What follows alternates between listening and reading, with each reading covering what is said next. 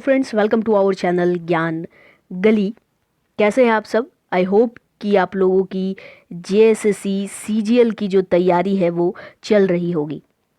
आपको ऐसा लग रहा होगा कि एग्ज़ाम अभी नहीं होगा। हाँ, हो सकता है अभी एग्ज़ाम ना हो, आपको डेट भी देखने को ना मिले, लेकिन जब आने वाले दिनों में जब डेट आ जाएगा तो आपके पास समय ही नहीं बचेगा कि आप एग्ज़ाम को दे पाओ। ठीक है, मतलब देने का तो दोगे मगर सही स्कोर आप नहीं कर पाओ। ठीक है, तो कुछ ऐसे लोग होंगे जिनकी तैयारी कंप्लीट भी हो गई होगी, कुछ होंगे जिनकी नहीं हुई होगी और कुछ होंगे जो शुरुआत भी नहीं की। ठीक है, तो 3 कैटेगरी के लोग हो सकते हैं। तो जिन्होंने नहीं शुरू किया वो शुरू कीजिए, जिनका तैयारी हो रहा है वो और अच्छे से कंटिन्यू करें। एक होंगे जो 100% या आप बोलो 90% उनकी तैयारी हो गई होगी, वो बस अब स्कोर करने की कोशिश कर रहे होंगे। वो चाहते होंगे कि उनका ज़्यादा से ज़्यादा अच्छे एक अच्छा स्कोर वो कर पाए।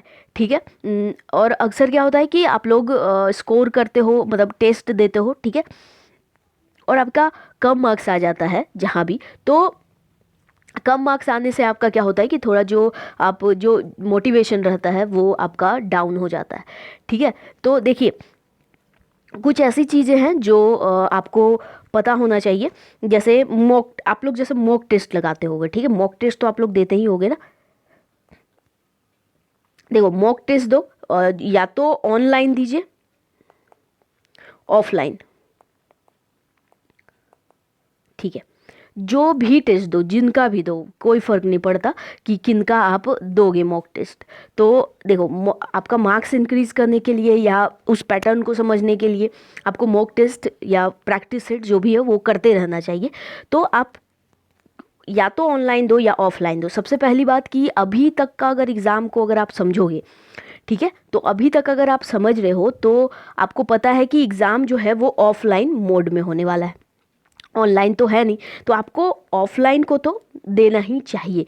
ठीक है, ऑफलाइन वाला ही जैसे वो ओएमआर सीट पे होता है, तो उस टाइप से आपको अपनी प्रैक्टिस रखनी चाहिए। देखिए, मेरा ये नहीं कहना है कि आप ओएमआर सीट लेके आओ और अभी से वैसे करो, लास्ट के 10 डेज भी करोगे सॉरी, ओएमआर सीट पे, मतलब वो उस टाइप से तो आपका चलेगा, वो उसमें कोई दिक्कत नहीं है। लेकिन मेरा ये कहना है कि अब आप कॉपी पेन पे ही लेकर के ऑफलाइन के तरह ही करने की कोशिश करना। ठीक है, ये एक चीज़ तो आपको करना ही है। अगर आगे चलकर अगर ऑनलाइन मोड में हो जाता है तो उससे में भी आपको आई थिंक कोई दिक्कत नहीं होने वाली है। वो ऑनलाइन का भी लास्ट के डे पे आप प्रैक्टिस कर सकते हो। अभी बात ये आती है कि आप ऑनलाइन मॉक दे रहे हो या ऑफलाइन में प्रैक्टिस कर रहे हो। ठीक है, देखो, सबसे पहली बात, कुछ कमेंट में ही मैंने पढ़ा था कि देखा कि मैंने कि उनका मार्क्स जो है, ठीक है, मार्क्स इंक्रीज नहीं होता। ठीक है, वो क्या होता है कि जो जैसे कि जितना ही उनका जो मार्क्स है वो अपना इंक्रीज नहीं कर पा रहे, आगे उनका मार्क्स जा नहीं रहा। ठीक है, वो अटके हैं किसी एक पर, या फिर उनका टेस्ट में कभी कम आ जा रहा है, ठीक है, या कभी ज़्यादा चला जा रहा है। अभी एक चीज़ आप समझो, सबसे पहली बात कि जो आप टेस्ट चूज़ कर रहे हो, ठीक है, वो आप किनका ले रहे हो, किनका टेस्ट आप दे रहे हो, जो टेस्ट बना रहे हैं वो है कौन। ठीक है, क्या वो सिलेबस के अकॉर्डिंग वो अपना टेस्ट उस जैसे आप पहले ही, अगर देखो डेमो से आप क्या समझते हो, किसी का भी टेस्ट आप लोग ऑनलाइन लेते हो ऑफलाइन लेते हो, जब आप उसका पहला टेस्ट देखते हो तो आपको खुद ही समझ आ जाना चाहिए कि जो टेस्ट है वो मेरे एग्ज़ाम से रिलेटेड है ही नहीं। अब लाइक मान लो कि 20 से जीएस के जो जो टॉपिक पूछे जाते हैं, मतलब सिलेबस के अकॉर्डिंग, अगर आपको पहले ही सेट में वो 20 से 20 क्वेश्चन उस टाइप के नहीं मिल रहे तो वो टेस्ट लगाने से आपको फ़ायदा क्या है? ठीक है, फ़ायदा नहीं है। और एक चीज़ और कि जो इजी पैटर्न होता है, समझना बात को, जो इजी पैटर्न पे जिस तरीके का एग्ज़ाम आता है और उसको एक सिलेबस से अलग कर दिया जाए या उसका लेवल है वो हाई कर दिया जाए, तो वैसे में भी आपके मार्क्स जो है वो इंक्रीज़ नहीं होंगे। माफ़ कीजिएगा, थोड़ी खांसी है। हाँ, देखिए, आई थिंक आप लोग समझ पा रहे हो मुझे क्या कहना है, ये चीज़ आप समझ रहे हो। देखो, कभी भी आप जब मॉक दो या प्रैक्टिस लगाओ तो क्या होता है आपके साथ चीज़ें, एक तो वो होता है कि एक पेपर का जो लेवल होता है वो बहुत हाई लेवल का होता है। जिन्होंने भी क्वेश्चन सेट किया है वो थोड़ा हाई लेकर के चले जाते हैं, और वहाँ पर अगर आप 85 नंबर ही लाते हो 150 में, तो जाहिर सा बात है पेपर 3 की बात चल रही, तो जाहिर सा बात है कि आपका जो मोटिवेशन है वो तो डाउन होगा ही। ठीक है, आप सोचोगे कि मैंने इतना पढ़ा फिर भी मैं 85 ही स्कोर कर रहा हूँ। अब उनका 15 का, मान लो आप 15 सेट ले रहे हो, तो उनका वैसे ही उसी मतलब लेवल का है। आपको लग रहा है कि मैं, अरे यार मैं जीएस में तो स्कोर नहीं कर पा रहा हूँ, रीजनिंग में स्कोर मेरा अच्छा जा रहा है, मगर मैथ्स में स्कोर नहीं कर पा रहा हूँ, मैथ्स का तो थोड़ा टफ है। मतलब अब देखोगे आप अगर प्रीवियस ईयर, तो कुछ क्वेश्चन उसके बहुत इजी आते, बहुत सिंपल, आप ऐसे विदाउट पेन आप यूज़ कर, मतलब पेन भी नहीं यूज़ करोगे और आप उसे सॉल्व करोगे। ठीक है बट आपको ऐसा है कि आपका 20 के 20 क्वेश्चन जितने भी है वो सारे एक हाई लेवल के, तो आपको वहाँ समझना चाहिए कि जिन्होंने भी क्वेश्चन सेट किया है वो उस पैटर्न को ध्यान में रखते हुए, सिलेबस को ध्यान में रखते हुए नहीं किया है।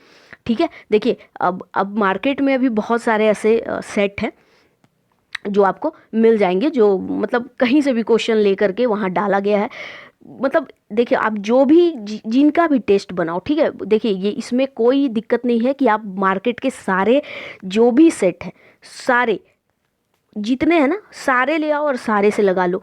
ठीक है, तो उससे कोई दिक्कत नहीं है। लेकिन क्या होता है ना कि आप जो एक मार्केट में जिनकी एक वैल्यू है, जो लगता है आपको कि हाँ इनके सेट से हमेशा मुझे उस टाइप के क्वेश्चन मिलेंगे, ठीक है, तो उनका लेकर के आओ। अभी आप क्या होगा ना कि अगर देखो एक खोरठा का ही बताते हैं। खोरठा का मार्केट में एक सेट आया था, किसी का नाम नहीं लेना, तो उनका था ना कि एकदम मतलब क्वेश्चन को इतना इजी में दिया था। ठीक है, इजी, ग्रामर का कहीं भी कोई नाम नहीं है, और बस ऐसे ही उठा करके दे दिया गया। उसमें आपको 30 सेट दे दिया गया। क्या फ़ायदा होगा, आप तो बस रिवीजन सिर्फ कर रहे हो। बट एक जो एग्ज़ाम का जिस टाइप से वहाँ बनाया जाता है, एग्ज़ाम में जिस टाइप के पेपर सेट किया जाता है, वो वाला तो फीलिंग आपको आएगा ही नहीं। आपको लग रहा है अरे उसमें से अगर आप 100 क्वेश्चन में से, मान लो अगर आप उसमें से 95 ले आए, और आप ये सोच रहे हो कि मेरा तो 95% मैं ला रहा हूँ 100 में से 95%, तो आप क्या सोचोगे? आपको तो यही लगे ना कि अरे ये तो मेरा बहुत अच्छा जा रहा है, मेरा बहुत अच्छा जा रहा है। और जब आप एग्ज़ाम में जाओगे तो आपके मार्क्स 70 से 75 हो जाएंगे, फिर आप बोलोगे कि अरे। तो आपको जो टेस्ट का जो चुनाव करना है, ठीक है, जो भी टेस्ट आप ले रहे हो, तो आप जहाँ भी पैसे अपना खर्च कर रहे हो, तो बहुत अच्छा टेस्ट आपको, सबसे पहली बात तो कि सबसे अच्छा जो बहुत अच्छा टेस्ट होगा वो आपको लेना चाहिए। ठीक है, अगर आप समझो मार्केट से आप 5 भी लेकर के आ गए तो भी कोई दिक्कत नहीं है। 5 लेके आओ, 10 लेके आ जाओ, मार्केट में बहुत सारी किताब मिल जाएगी आपको सेट का।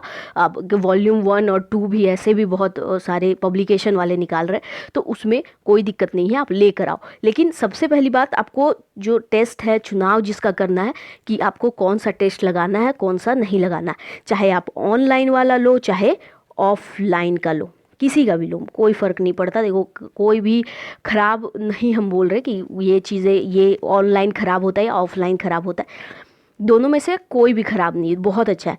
ठीक है, लेकिन बस यही देखना कि कौन उस पेपर को सेट कर रहा है।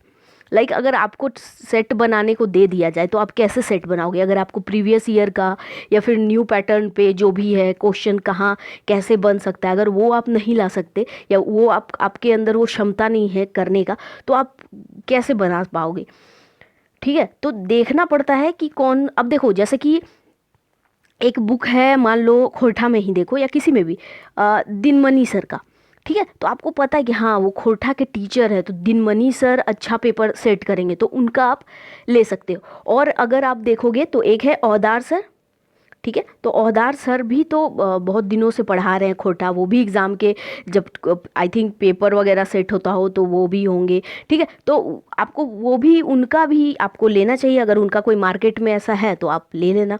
ठीक है, तो ऐसे है। अभी पेपर 3 का, अगर पेपर 3 में भी आप देखोगे कि कौन सा ऐसा पब्लिकेशन है जो एक अच्छा आपको बुक प्रोवाइड करवाता है। ठीक है, कौन ऐसा है, तो उसी का जा करके उनका ही आप लो और उसको लगाओ आप।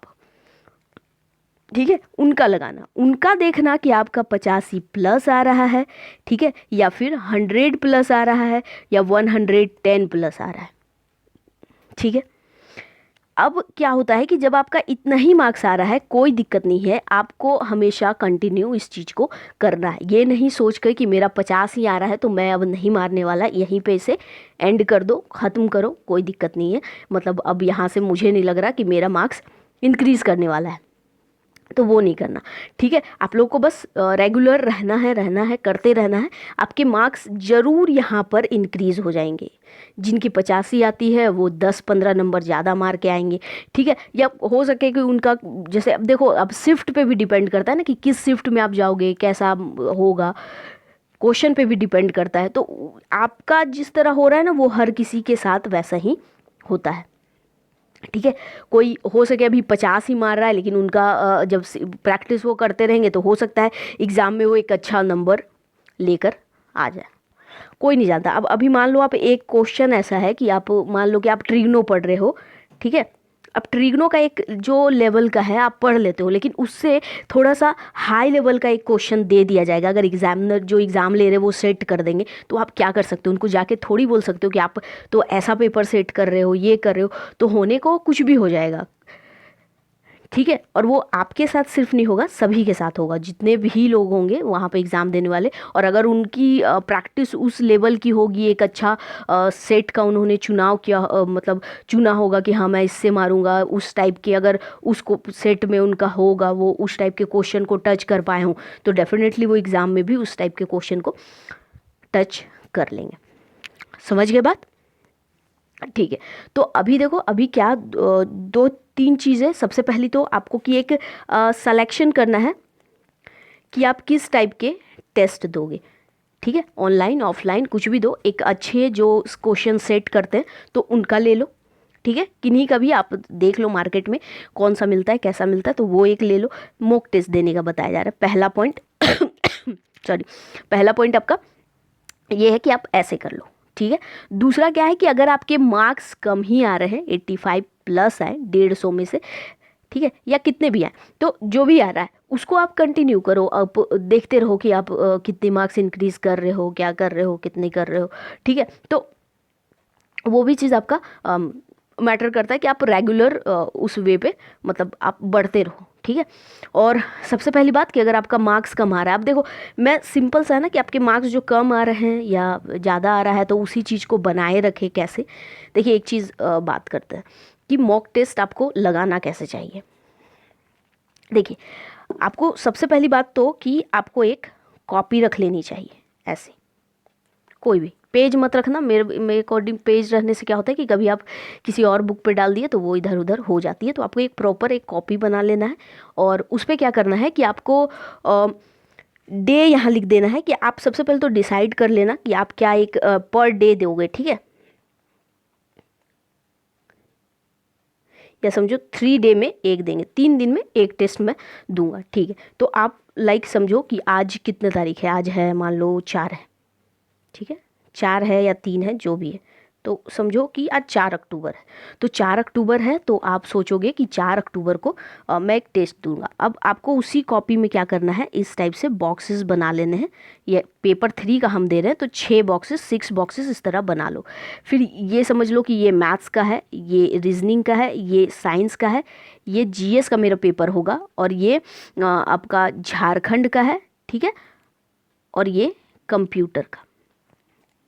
इस तरीके का आप सेक्शन बांट लोगे। अब आपको सब पता है कि मैथ्स 20 मार्क्स के होते हैं, तो ये डेट है यहाँ पर, यहाँ डेट हम कर देते हैं, 1 मिनट। देखिए कैसे आपको करना है कॉपी में। अभी देखो यहाँ पे आप डाल दिए 4 अक्टूबर। ठीक है, 4 अक्टूबर का अब पेपर आप दे रहे हो। मान लो आज बैठे, आज आप दे रहे हो। मैथ्स में आपने देखा, क्या देख रहे हो कि मैथ्स में सबसे पहले कि तो आप पेपर देने के बाद आप सबसे पहले अपने मार्क्स लिख लोगे। तो मैथ्स मान लो आपके आ रहे हैं 14 आ रहे हैं 20 में से। ठीक है, फिर इसी तरह देखोगे 18 आ रहा है 20 में से। साइंस में चलो आपके 12 आ रहे हैं 20 में से। जनरल इस पे मान लो कि 30 में से आपके 20 ही आ रहे हैं। ठीक है, झारखंड में समझो आपके 30 आ रहे हैं 40 में से, और कंप्यूटर में आपके 16 आ रहे हैं 20 में से। पहला दिन का आपने इस टाइप से लिख लिया। ये आपका पहला पेज होगा, मतलब पहले एक पेज में आप फ्रंट जहाँ भी पेज में बनाओ तो इस तरीके से आप बना लेना। 20 मार्क्स भी टोटल में क्यों ना आ रहे हो, आपको ऐसे ही करना है, ठीक है। तो ऐसे कर लिए। चलो ये कर लेने के बाद अब आप एनालाइज करोगे कि कितने मार्क्स, मतलब कहाँ मेरे क्वेश्चन छूट गया। मान लो 14 आ रहे हैं, यानी 20 में से 14 यानी कि 6 ऐसे क्वेश्चन होंगे जो आपसे नहीं बना, ठीक है। क्या होगा कि 6 ऐसे क्वेश्चंस होंगे जो आपसे नहीं सॉल्व हुआ। तो अब आप देखोगे कि मुझसे कौन कौन से ऐसे क्वेश्चन थे या किस टॉपिक से थे तो वो मुझसे नहीं बना। तो आप देखोगे क्या, तो आप देखोगे कि मेंसुरेशन का, ठीक है, मेंसुरेशन का, यहाँ लिखने में थोड़ा ये होता है, ठीक है। तो समझ जाइए कि मेंसुरेशन का एक ऐसा टॉपिक है जो आपसे नहीं बना, ठीक है। यहाँ इरेज कर देते हैं, ठीक है। तो यहाँ समझो कि एक मेरा क्या है कि मेंसुरेशन का एक टॉपिक, यहाँ देखिए, ठीक है, मेंसुरेशन से एक क्वेश्चन नहीं बना। फिर अगर आप देखोगे तो कोई एक अलजेब्रा का होगा, वो आपसे नहीं बना। कोई ऐसा क्वेश्चन होगा जो क्यूब वाला था, मतलब क्यूब से रिलेटेड था, गुना भाग करके या कुछ ऐसा, तो उससे आपसे एक नहीं बना। इसी तरीके की और भी टॉपिक होंगे, तो उसको आप एक साइड के पेज में, दूसरे पेज में लिख लेना। देखिए इस तरीके से आप जाओगे तो आपके डेफिनेटली आपके मार्क्स इंक्रीज करेंगे, ठीक है। तो मेंसुरेशन में एक नहीं बन रहा है, अलजेब्रा नहीं बन रहा है। अब देखना मेंसुरेशन का कौन सा टाइप का ऐसा क्वेश्चन था जो मुझसे नहीं बना, ठीक है। जिस टाइप के जो भी देख लेना, ठीक है। यहाँ क्यूब रूट वाला है, मेरा कहने का मतलब है, ठीक है, क्यूब रूट, ठीक है। तो आप देख लेना कि अच्छा मेरा मेंसुरेशन से एक नहीं आ रहा, अच्छा किस टाइप के, क्या मुझे फॉर्मूला बेसिस तो क्वेश्चन नहीं ऐसा था जो छूट गया, तो आप देखोगे फॉर्मूला वाला, तो हाँ ठीक है, मुझे फॉर्मूला याद नहीं था इस चीज़ का, इसलिए शायद मुझसे वो छूट गया, शायद क्या, तो ऑब्वियसली उससे छूट गया। तो आप फॉर्मूला पे अपना फोकस करना कि हाँ मुझे फॉर्मूला को पढ़ लेना है ताकि मेरा वो ना छूटे, ठीक है। अब देखो पहले दिन ये हो सकता है कि आपके मेंसुरेशन से छूटी है, अलजेब्रा से एंड क्यूब रूट से छूटा। फिर जब आप नेक्स्ट डे दोगे, जब भी दो, 3 दिन में तो एक दिन फिर ऐसा हो सकता है कि आपसे मेंसुरेशन का बन जाएगा, ठीक है। फिर क्या होगा कि मेंसुरेशन वाला जो क्वेश्चन है वो सॉल्व हो जाएगा, तो फिर क्या का बच जाएगा, तो फिर जो मेरा बचेगा वो कौन सा आ जाएगा, तो हो सकता है फिर यहाँ मेरा आ जाएगा ज्योमेट्री का,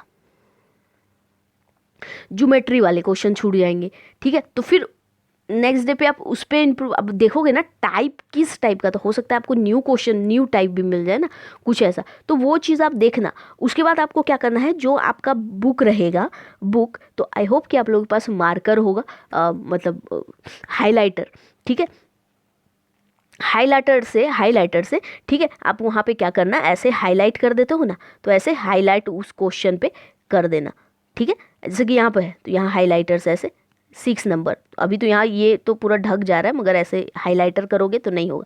तो आप समझ जाओगे हाँ 6 नंबर का जो है वो मुझे नेक्स्ट जब भी आप एक बार रिवीजन करोगे तो उस तरह रिवीजन कर लेना कि अच्छा 6 नंबर का क्वेश्चन है, चलो नेक्स्ट डे पे ऐसे बना लूँगा। तो ये क्या हो गया कि 6 जो भी क्वेश्चन रहेगा उसको हाईलाइट कर देना कि ज्योमेट्री का ये क्वेश्चन मुझे नेक्स्ट टाइम पे बनाना है। तो फिर जब आपने टेस्ट दिया तो फिर देखना कि इससे मेरा ज्योमेट्री छूटा, मेंसुरेशन, इस तरीके से अपनी प्रैक्टिस करिएगा, ठीक है। तो फिर क्या होगा कि धीरे धीरे ऑटोमेटिक आपके जो भी चीज़ें हैं वो सॉर्ट आउट होने लगेगी और धीरे धीरे आपके मार्क्स भी है जो वो इंक्रीज होते जाएंगे। रीजनिंग में भी सेम चीज़ है कि रीजनिंग में मान लो 2 क्वेश्चन मुझसे नहीं बने, तो 2 क्वेश्चन वो किस टाइप के थे वो भी आपको समझना है। तो लाइक हो जाएगा डायरेक्शन से एक मेरा नहीं बन रहा, एक रैंकिंग से नहीं बन रहा, तो आप उसे पढ़ लेना। फिर किस टाइप का देखना, टाइप में भी कि रैंकिंग किस टाइप से पूछा गया, मैंने जो पढ़ा है उससे थोड़ा सा हटके है या फिर क्या है, तो वो वाले भी क्वेश्चन देखना, समझना है ना हमें। उस टाइप के 10 क्वेश्चन 15 क्वेश्चन उस टाइप से आप कर लेना। फिर आप जब नेक्स्ट टेस्ट दोगे तो देखना आपके इम्प्रूवमेंट उसमें हो गया है। फिर देखना साइंस में ओके तो अभी आपको फिर से देखना है, ठीक है। अब अभी हमने मैथ्स एंड रीजनिंग समझा, अभी आप साइंस समझो, साइंस का कैसे करना है। लाइक साइंस में आप देखोगे, ठीक है, तो साइंस आप पढ़ रहे हो, ठीक है। अब साइंस में आप देखना कि आपके किस टाइप के क्वेश्चन आपसे नहीं, ठीक है, अब देखो मैंने कहा कि साइंस में आपके कितने बन रहे हैं, यहाँ मैंने लिखा था आई थिंक, हाँ 12। तो आपके पास साइंस में आपके कितने मार्क्स मतलब कितने बन रहे हैं, 12। तो आप ये देखना, एक मिनट, हाँ आप क्या देखोगे कि 12, मेरे तो 12 आ रहे हैं तो 12 है, अब मुझे इंक्रीज़ करना। अब देखना, अब 8 जो ऐसे क्वेश्चन हैं वो आपके क्यों नहीं बन रहे। 8 क्वेश्चन ऐसे कौन कौन से तो आपको नहीं बन रहे। तो एक मान लेना कि आपको रेस्पिरेटरी से ऐसे थे कि जो नहीं आपसे बने, ठीक है। एक मिनट रुकिएगा, ये वर्क क्यों नहीं कर रहा, ठीक है। फिर आप समझ लेना कि जैसे कोई रेस्पिरेटरी वाला कुछ ऐसा रहेगा, वो उससे कोई क्वेश्चन ऐसा ना बन रहा हो, ठीक है। फिर फिजिक्स में किसी टॉपिक से आप देखना, वो टॉपिक से आपसे क्वेश्चन नहीं बन रहा, तो कौन सा टॉपिक है, मान लो कोई भी टॉपिक जो आता है, मान लो ब्लड आ जाएगा, तो अगर आपको ब्लड से नहीं बन रहा तो आप ब्लड का पढ़ना कि मुझसे ब्लड से नहीं बना, तो वो ब्लड वाला जो भी क्वेश्चन होगा वो आप देख सकते हो, ठीक है। तो वहाँ से देखना और अपना कोशिश करना कि, एक मिनट रुकिएगा, थोड़ा काम नहीं कर रहा टच, ठीक है। देखो तो फिर आपका क्या हो जाएगा कि ब्लड जो आप उससे रिलेटेड जो भी रहेंगे तो उस टॉपिक को पढ़ लेना, जो भी टॉपिक होगा, ठीक है। तो वो देख लेना, वो सारे क्वेश्चन देख लेना, और उससे रिलेटेड जिस तरीके के आपके क्विज आ जाए या जो आ जाए फिर उसको बना लेना यहाँ तक समझ गए। फिर साइंस में भी उसी तरह 8 टॉपिक देख लेना आपके कौन कौन। तो आप सोचो कि वो 8 टॉपिक पढ़ने में आपको 8 दिन भी तो कम से कम लगेंगे ना। नेक्स्ट डे पे फिर आप दोगे, नेक्स्ट डे फिर आप दोगे टेस्ट, तो नेक्स्ट डे पे थोड़ी आपके मार्क्स इंक्रीज़ कर जाएंगे। 8 टॉपिक आपको 8 टॉपिक से रिलेटेड नहीं आ रहे, तो वो 8 टॉपिक पढ़ने में 10 दिन भी तो आपको लगेंगे, बिल्कुल लगेंगे। नेक्स्ट जीएस में 20 आ रहे हैं। अब देखो 10 में मुझसे कहाँ छूट रहा है, क्या मुझसे करंट अफेयर्स के तो क्वेश्चन नहीं छूट रहे ना, ठीक है। एक मिनट, क्या देखोगे आप कि मुझसे कहीं करंट अफेयर्स के, ठीक है, करंट अफेयर्स के जो क्वेश्चन है कहीं वो तो मुझसे ऐसा तो नहीं है कि करंट अफेयर्स के क्वेश्चन, जैसे मान लो मैंने बोला कि आपको 20 आ रहे हैं, कितने में से, 30 में से, तो 30 में से 20 आ रहे हैं, तो आपको 10 क्वेश्चन मेरा कहाँ छूट रहा है, 10 क्वेश्चन मेरा नहीं बन रहा। तो वो 10 क्वेश्चन क्या क्या है, ठीक है। फिर आपको क्या देखना है कि करंट अफेयर्स के कुछ 1-2 ऐसे टॉपिक होंगे जो आपको लगेगा कि हाँ। अब देखो करंट अफेयर्स के भी बहुत ऐसे टॉपिक्स हैं जो आपको पढ़ा, जैसे आपको सिलेबस में ही देखना, आपको अवार्ड से रिलेटेड, ठीक है, अवार्ड एंड प्राइजेस वाला, तो उससे रिलेटेड क्वेश्चन आते हैं। फिर अगर आप देखोगे तो एक खेल खिलाड़ी जैसे ये वाले टॉपिक है, तो उससे भी जो प्रेजेंट टाइम में मतलब करंट में जो चल रहा है उससे भी पूछा जाता है। एक तो एक व्यक्ति वाला जो अभी एक करंट न्यूज़ पे चलेंगे वो है, ठीक है, डेथ है, ये सारी टॉपिक से आते हैं। तो आपको लगेगा कि मेरा किस टॉपिक से छूट रहा है, तो फिर वो पढ़ना, ठीक है। फिर 1-2 दिन में आपकी इम्प्रूवमेंट हो जाएगी। फिर क्या बच जाता है, फिर मान लो जैसे मैंने बताया कि लिपि से एक क्वेश्चन ऐसा होगा कि आपको मान लो लिपि से, ठीक है, लिपि से मान लो आपका नहीं बना, तो आप लिपि वाला भी टॉपिक पढ़ना। फिर अब देखो लिपि है तो आप एकदम एक दिन में तो सारा रट्टा नहीं पा रहे हो, 2-3 दिन आपको मान लो ऐसे छोटा टॉपिक है मगर फिर भी लग गया, तो आपको धीरे धीरे इम्प्रूवमेंट देखने को मिलेगा आपके मार्क्स में। देखना आप खुद, आपको तेज़ी मतलब क्या बोलते हैं वृद्धि होगी, ठीक है। आपको लगेगा कि हाँ मेरे मार्क्स इंक्रीज हो रहे, ठीक है। चलो ये भी आपका हो गया। हमने क्या क्या डिस्कस कर लिया, हमने मैथ्स कर लिया, रीजनिंग कर लिया, ठीक है, मैथ्स हो गए, रीजनिंग हो गए, साइंस का भी मैंने बता दिया, जीएस का भी बता दिया। अभी और क्या बच गया, और बच गया झारखंड। फिर मैंने बोला कि झारखंड में से मान लो आपके 30 आ रहे हैं, कितने में से, 40 में से, तो 40 में से आ रहे हैं, तो आप फिर देखोगे ना कि 10 जो है वो क्या छूट रहा है मेरे, क्या मैंने ऐसा टॉपिक छोड़ दिया, यस, या फिर जो मॉक है उसमें, उस मॉक में कौन सा ऐसा मतलब पूछा गया जो मैंने नहीं पढ़ रखा है। तो फिर आप देख लेना कोई भी ऐसा जो भी होगा, मान लो मैंने लोगो से नहीं पढ़ा, जो न्यू लोगो आया है तो उससे रिलेटेड मैंने नहीं पढ़ा, तो उससे रिलेटेड पढ़ लेना, ठीक है। खनिज वाला से मैंने नहीं पढ़ा, खान और खनिज, ठीक है, तो फिर खान और खनिज पढ़ लेना। अब इसमें 1-2 दिन का, 3-4 दिन का, जितना का भी आपको समय लगे, तो मार्क्स धीरे धीरे इंक्रीज़ हो जाते हैं। आप सेम चीज़ पढ़े हुए हो और आप सोचोगे कि उसी चीज़ को मैं उतना ही में पढ़ के मेरे मार्क्स इंक्रीज़ होते रहे, तो वैसा नहीं होगा, ठीक है। आपके मार्क्स कभी इंक्रीज़ नहीं होंगे, लिख के रख लीजिए आप, ठीक है। तो इस तरीके से आपके मार्क्स कभी इंक्रीज़ नहीं होंगे। आपको ऐसे ही करना है, देखना है कि मैंने क्या टॉपिक छोड़ दिया है, ठीक है, कौन सा टॉपिक, तो ऐसे एनालाइज करना, कॉपी में लिखना। फिर जब उस टॉपिक को हो जाए तो टिक कर देना कि मैंने ये कंप्लीट कर लिया। पहले मैंने प्रीवियस वीडियो में बताया कि आपको सिलेबस पहले जमा करना है कि सिलेबस में क्या क्या पढ़ना है। फिर आपको एक सेट भी, आपको डिसाइड भी करना है कि आपको किनका मॉक लगाना है, किनका आपको लगता है रिलेवेंट है, मतलब उन उस टाइप से ही रिलेट करता है, तो वैसे मॉक आपको लगाना है, वैसा मॉक आपको डिसाइड करना है। फिर उनका जब आप लगाओ एक अच्छा, तो आप वीकली दो, 3 दिन में दो, 1 दिन में दो, अपनी आपकी तैयारी पर डिपेंड करती है। उसका टॉपिक वाइज देखना कि कौन से टॉपिक छूट गया, टॉपिक अच्छे से पढ़ना, तो जाहिर सी बात है कि आपका मार्क्स जो है इंक्रीज़ करेगा ही। तो झारखंड में भी सेम वैसे ही करना है। बच जाता है कंप्यूटर का, तो कंप्यूटर मैंने क्या बोला कि आपके 16 आ रहे हैं, कितने में से 20 में से, ठीक है 16 आ रहे हैं 20 में से 4 ऐसे क्या क्वेश्चन है जो मेरे नहीं हो पा रहे, तो लाइक आप देखना MS वर्ड वाला, ठीक है, यहाँ 1 मिनट रुक जाओ, कौन सा ऐसा, तो वर्ड वाला, ठीक है, MS वर्ड का ऐसा क्वेश्चन था जो मुझसे नहीं बन रहा था, फिर वो टॉपिक देख लेना। फिर एक देखना कि कंप्यूटर में जो एक है वो करंट से रिलेटेड कुछ पूछा गया है, लाइक गूगल से कुछ करंट में अपडेट हुआ हो या कुछ ऐसा इंपॉर्टेंट हो, तो वो टॉपिक आपने नहीं पढ़ रखा तो उसे पढ़ लेना, ठीक है। तो इस तरीके से आप करना, देखना आपके मार्क्स डेफिनेटली इंक्रीज़ होंगे, और आपको एक अपना जो आप ग्राफ बनाओगे ना, ठीक है, ऐसे हर दिन टेस्ट का बना लेना, ऐसे वाला ग्राफ देखना, आपकी ग्राफ में ऐसे ज़रूर आपको मिलेंगे, ठीक है। और फिर क्या होगा, मतलब जब आप इस टाइप से मैंने जो बताया वैसा करने लगोगे, और फिर अगर आप जब दूसरा किसी का मॉक दोगे, एक सेकेंड मॉक जब आप देने लगोगे किसी और का बना हुआ, तो उसमें हो सके आपका ऐसे भी जा सकता है, ठीक है। क्यों? क्योंकि वो थोड़ा सा टफ लेवल का होगा, हो सकता है कि वो हार्ड लेवल का बनाए, तो आपके ग्राफ में ऐसे भी हो सकते हैं, ग्राफ आपका जो आप दोगे मॉक का टेस्ट का, तो ऐसा भी ग्राफ आपका बन सकता है। तो इसमें कोई टेंशन वाली बात नहीं है, क्योंकि हो सके वो जो आप टॉपिक पढ़ रहे हो, जो सिलेबस है उसको टच ही ना करे, तो हो सकता है ना कि वो तो आपका ग्राफ को डाउन ले करके ही जाएंगे। तो मॉक अपना डिसाइड करना किस टाइप से देना, और मैंने जिस तरीके से बताया वैसा करना, और एग्ज़ाम आते आते आप मैंने बताया ना कि वो जो कॉपी आप रखोगे, ठीक है, कॉपी में देखना आप डेफिनेटली आप देखोगे क्या कि आप में बहुत सारी इंप्रूवमेंट हुई है, और जिस तरीके से आप कर रहे हो उसमें आपके मार्क्स बहुत अच्छे गेन हुए। कभी तो ऐसा होगा कि आप जहाँ 5 ला रहे थे, तो अब आप क्या करने लगे होंगे, उसमें 18-19 लाने लगे होंगे, ठीक है। तो इस तरीके से मॉक दीजिए पेपर 3 का, पेपर 3 पेपर 2 जिसका भी आपको लगाना है ऐसे ही लगाना। पेपर 2 के लिए मैं अलग से बता देंगे चीज़ें कैसे आप करना है।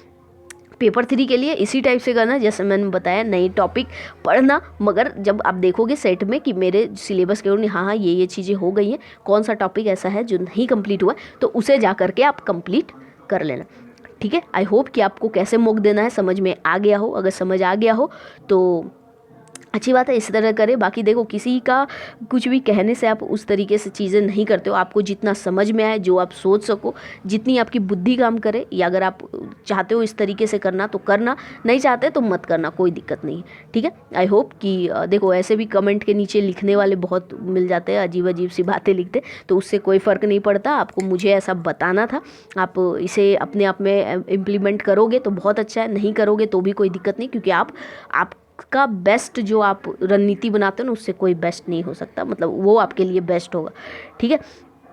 तो आई होप कि वीडियो पसंद आए। वीडियो पसंद आए तो लाइक शेयर जरूर कीजिएगा, साथ ही चैनल को सब्सक्राइब कीजिएगा। मिलेंगे हम नेक्स्ट वीडियो में। Thank you for watching.